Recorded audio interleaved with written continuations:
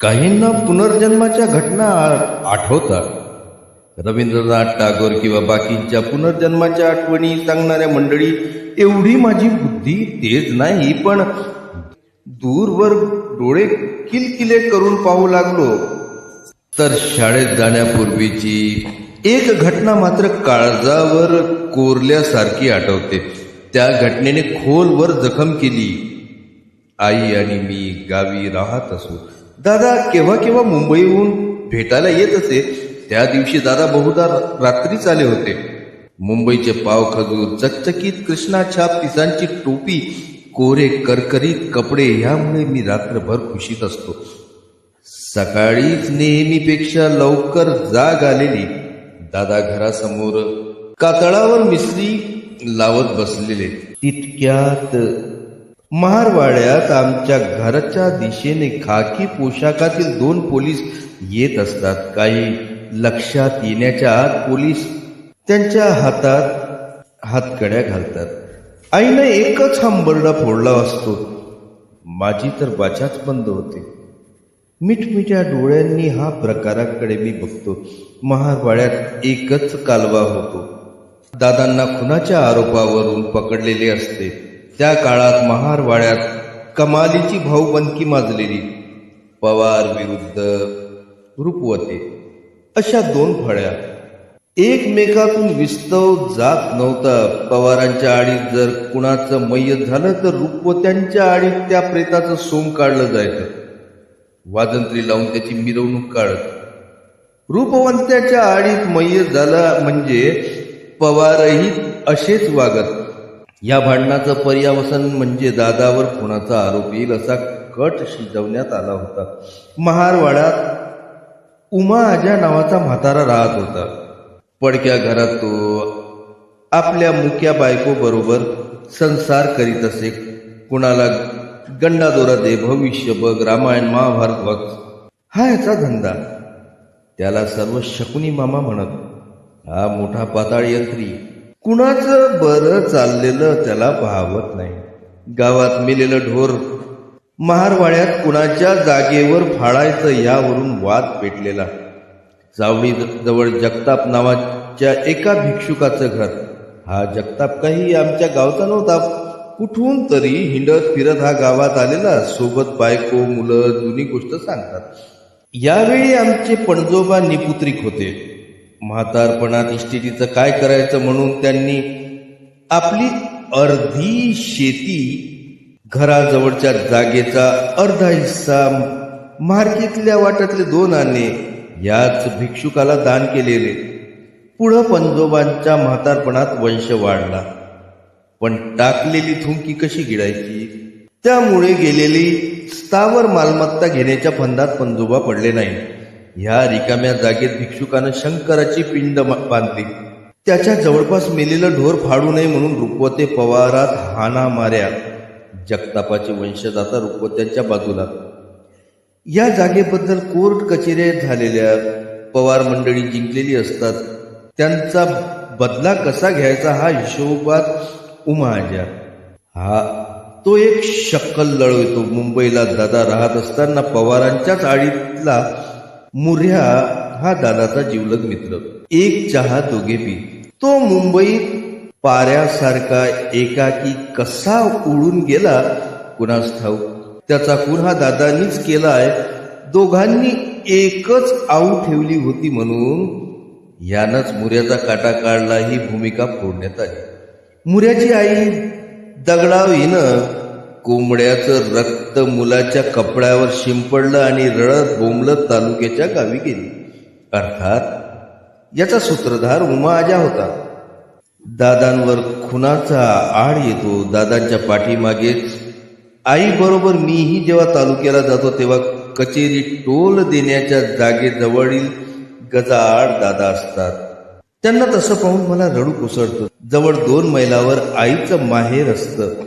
तिथून आईचा चुलता तानाजी धावत पळत येतो. बायकोच्या अंगावरील दागिने सराफाच्या दुकानावर गहाण ठेवतो. फौजदाराला दाबादाबी करतो. खटल्यात तसा विशेष दम नसतोच, पण नुसता खुनाचा आरोप येणं ही घटना घरातील सर्वांना हादरा देणारी असते. पुढं आयुष्यभर ही घटना दादा विसरली नाहीत. दोघे भाऊ मुर्ह्याच्या शोधाकरिता रानोमाळ भटकतात. तात्यांच्या मनातही हा अपमान खदखदत होता. त्याच वेळी उमा आजा आपल्या मुलीला भेटायला मुंबईला आला. त्याची मुलगी कावाखान्यातच दिली होती. त्या रात्री तात्यांनी उमा आजाला हिरवा निळा होईपर्यंत बेताने झोडपून काढलं. उमा आजा जोरात किंचाळत होता. कुणीही सोडवायला गेलं नाही. झालेल्या प्रकारामुळे असेल. दादानी आम्ही मायलेकरांना कायमच मुंबईला आणलं.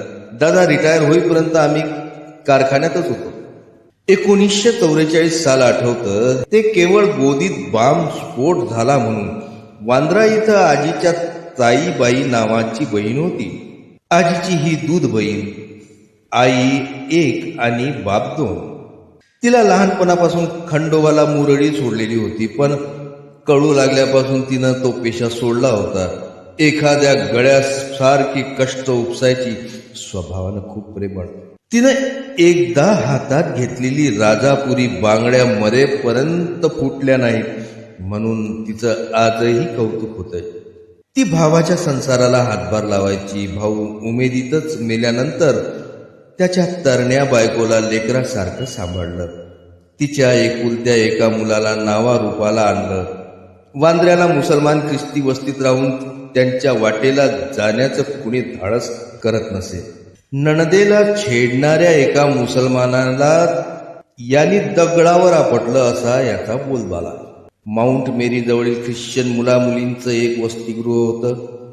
तिथं बाजार हाट पोचव, मटणाच्या पाट्या घेऊन जा, हा ह्या आजीचा धंदा.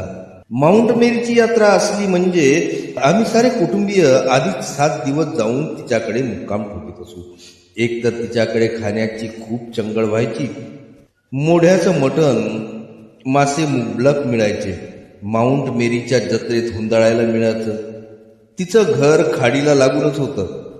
तिथं कडेलाच डुंबायला मिळायचं. घरापासून दूरवर समुद्राचा भव्य पसारा नजरेच्या टप्प्यात यायचा. सर्व वातावरणात माशांचा वास. समुद्राच्या काठी रेतीत शंख शिपल्यांचं घर बनवण्याचा खेळ. असाच एका संध्याकाळी समुद्रात कडेला डुंबत होतो. सूर्य घरंगडायला विशेष अवकाश नव्हता. एकाएकी कुलाब्याच्या दिशेनं समुद्रातून प्रचंड ज्वाला दिसू लागल्या. रॉकेलच्या समुद्रानं पेट घेतलाय असं दृश्य. कानठळ्या बसविणारा स्फोटही झाला. धावत पळत आम्ही घरी आलो. सोबत आजी. आगगाडीत एकच चर्चा. बॉम्बे सेंट्रलला उतरलो. बाहेर येऊन पाहू लागलो. जो तो मिळेल त्या वाहनानं मुंबई सोडतो आहे. साऱ्या शहरात एकच हाहाकार. काय झालं ते नेमकं समजेना. कारखान्यात येताच समजलं की गोदीत बॉम्बस्फोट झाला म्हणून. आम्ही घरातील सारे चिंतित. दादा आणि तात्या गोदीतच कामाला. दादा आणि तात्या घरी आले ते मुळातच खुश खबर घेऊन. आता गोदीत जळीत झालाय. आपल्याला मोठं डबोलं मिळेल ह्या खुशीत सारे. कारखान्यात एकच चर्चा. कुणाचं छप्पर फाडून घरात सोन्याच्या विटा पडल्या तर कुणाच्या राखेत सोन्याचं घबाड मिळालं हीच चर्चा. पहाटेत सारी मंडळी हाती लागेल त्या साधनाने जळिताकडे धावतात. 7-8 दिवस हाच क्रम. एके दिवशी तर त्यांनी पांढरा शुभ्र कागद हात घाडीवर लादून आणला. अलीबाबाचा आनंद त्यांच्या चेहऱ्यावर ओसंडत होता. सारा भिजलेला. मोठमोठी कागदाची रीळ होती. साऱ्या घरभर, अंगणात, वलाण्यावर कागद वाळत टाकायचे. घरभर ओल्या कागदाचा चमत्कारिक वास. कागद वाळल्यानंतर जवळच्या कागदाच्या गोदामात तो चांगल्या भावाने विकला गेला. आपल्या पुढील आयुष्यात ह्या कागदाचीच आपली गाठ पडणार आहे याची जाणीव त्यावेळी कशी यावी. कारखान्यातील सर्वांना मात्र राखेशिवाय काहीच मिळालं नाही. गुंजभर सोन्याचं नाव नको. नागपाड्याच्या म्युन्सिपाल्टीच्या शाळेत माझं नाव घातलं. बहुधा 2री पर्यंत मी तिथंच होतो. बोटात सोन्याच्या अंगठ्या घालणारा एक चांभार मास्तर आठवतोय. शाळेच्या दाखल्यावर माझी जी जन्मतारीख लागली ना ती मला कधीच खरी वाटली नाही. कशी वाटणार? आई वडिलांनी अंदाज पंचे कुठली तरी तारीख घालायची, त्यामुळं कधीच वाढदिवस साजरा झाला नाही. मधली काही वर्षे गाव आणि मुंबई अशी हेलपाटे घालण्यात गेली. दुसरी नंतर मुंबई सोडली. त्यास कारणही विपरीत घडले. दादा दारूच्या नशेत पूर्ण आहारी गेलेले. ही लत त्यांना कधी लागली हे आठवत नाही.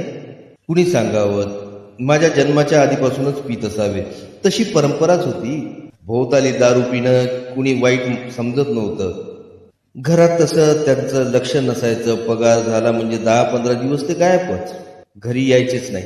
आई बिचारी मार्केटात जाऊन कागद गोळा करायची. तिच्या कमाईवर कशी बशी गुजराण व्हायची. कधी कधी आई वैतागायची, पण दादा पुढे तोंड उघडायची छाती नव्हती. आम्ही तासनतास दादाची वाट पाहायचो. गोदीला तसे अनेक दरवाजे. दादा कोणत्या दरवाजानं गुल व्हायचे ते कळायचंच नाही. गोदीत दादा काय काम करीत होते, त्यांना नेमका पगार काय होता हे आता सांगता यायचं नाही. पण एकदा दोनदा कोणाबरोबर तरी त्यांना भाकर घेऊन गोदीत गेल्याचं चांगलं आठवतं. बाहेरून गोदीतल्या आतल्या भव्य पसाऱ्याची कल्पना येत नाही. हिंद काढणाऱ्या खूप लांबवर पसरलेल्या निळा जर्द समुद्र, त्यावर एक उंच इमारती एवढ्या झुलणाऱ्या बोटी, बोटीतून चढ उतार करणारे गोरे साहेब, त्यांचा त्या काळात केवढा रुबाब. इंडियन मजूर म्हणजे त्यांना केरकचरा वाटे. त्या काळात गोदीतील एका घटनेने कामगारात चांगलाच संतोष पेटला होता. गेटच्या दरवाजापाशी एक कामगार मधल्या सुट्टीत आपल्या फडक्यातील भाकरी खात बसला होता. तिथून जाणाऱ्या एका गोऱ्या अधिकाऱ्यानं त्या कामगाराचं जेवण बुटाच्या ठोकरीनं उडवलं. कामगाराला शिवीगाळ केली. साऱ्या गोदीत या घटनेमुळे भडका उडाला. रोकडे नावाच्या एका तरुणाने या प्रकाराचा निषेध मोठ्या धारिष्ठाने केला. अधिकार माफी मागत नाही तोपर्यंत आमरण उपोषण पुकारलं. त्याचा योग्य तो परिणाम झाला. कामगारांना आपल्या अस्मितेचा शोध लागला. पुढे ह्या गोदीत कामगार नेता म्हणून रोकडे ह्यास कमालीची प्रसिद्धी मिळाली. हे रोकडे कारखान्यात येतात, आपल्या वडिलांशी तात्यांशी बोलतात. याचाच लहानपणी मला अभिमान वाटायचा. तर काय सांगत होतो? दादाचं काम. ते काही स्किल्ड वर्कर नव्हते. एका मोठ्या भट्टीपाशी बसलेले पाहिले. साऱ्या गोदीतला कचरा जाळण्याचं काम त्यांच्याकडे असायचं. आता वाटतंय दादांची अशी सृजनात्मक ताकद या गोदीनं का बरं नासवली. दादा किती हुन्नरी होते. गावाला असताना सनई छान वाजवीत, ढोलकीला शाई भरीत. नोकरीला लागण्यापूर्वी ते एका ब्राह्मणाकडे सालानं होते. तिथे ते कुशल पेरणी करत. एकदा तर त्यांनी शेतात सळसळत जाणारा साप शेपटीच्या बाजूने पकडला, त्याला गर फिरवला आणि दगडावर आपटला. त्याचे मणके ढिले झाले. असे हे दादा, पण गोदीत मात्र कचरा जाळण्याच्या कामावर. त्यामुळं तर त्यांचं दारूचं व्यसन वाढलं नसावं. आज काही सांगता येत नाही. कामावरून सुटले की ते सरळ गुत्त्यावर जात. त्या काळी ठाई ठाई पारशांचे गुत्ते होते. पण मला वाटतं मोरारजीचा काळ आला आणि हे गुत्ते दिसेनासे झाले. उघड दारू मिळणं कठीण होत गेलं. पण दादा तर थांबूच शकत नव्हते. जंगलातल्या एखाद्या प्राण्याला रक्ता मांसाची चटक लागावी तसं त्यांचं व्यसन हाताबाहेर गेलेलं. त्यांनी काय करावं? ते चक्क स्पिरिट पिऊ लागले. बोहऱ्याच्या दुकानात मला ती स्पिरिट आणावास पाठवीत. स्पिरिट आणताना तो छोटा जर्मनचा टोप घेऊन जाण्यास सांगत. कुणी पकडलं तर सरळ टोप खाली सोडून द्यायचा, अशी ट्रिक त्यांनी शिकवली होती. आहे की नाही डोकं? लहानपणी नाकात बसलेला स्पिरिटचा वास आज चांगलाच लक्षात आहे. 8-12 आण्याचं स्पिरिट त्यांना सहज पुरे. स्पिरिटमध्ये ते पाणी होतं. त्या पेयाला पांढरा शुभ्र दुधासारखा रंग यायचा. नाकाजवळ घेतलं तर खूपच उग्र दर्प यायचा. खरं म्हणजे ते पॉयझनच होते. पिताना दादा गमतीदार दिसत. तोंड वाकडं तिकडं करून घशाखाली ते पेय उतरवत. वाटायचं पितांना इतका त्रास होतो तर हे का बरं पीत असावेत. 1-2 वर्षातच आतड्याला भोक पडली नसती तरच नवल. यावर जेवण आपलं असंच सटरपटर, पोटाची खडगी भरण्या एवढं. दिवसेंदिवस त्यांचं शरीर हल्लक होत चाललं. तर मित्रांनो, आपण वाचन करतो आहोत दया पवार लिखित बलुत या पुस्तकाचे. आजचे वाचन आपण इथेच थांबवूया. भेटूया पुढील भागात. आपणास जर माझी वाचनशैली, माझा हा उपक्रम आवडला असेल तर कृपया चॅनलला लाईक करा, सबस्क्राईब करा आणि शेअर करायला मात्र विसरू नका. धन्यवाद.